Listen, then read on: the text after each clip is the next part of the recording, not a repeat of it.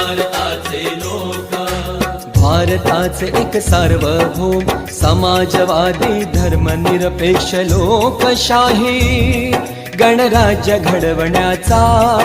व त्याच्या सर्व नागरिकास सामाजिक आर्थिक व राजनैतिक न्याय, विचार अभिव्यक्ती,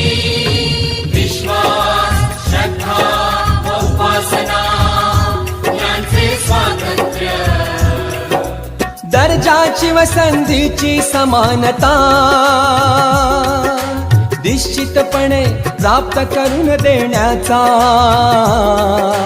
आणि त्या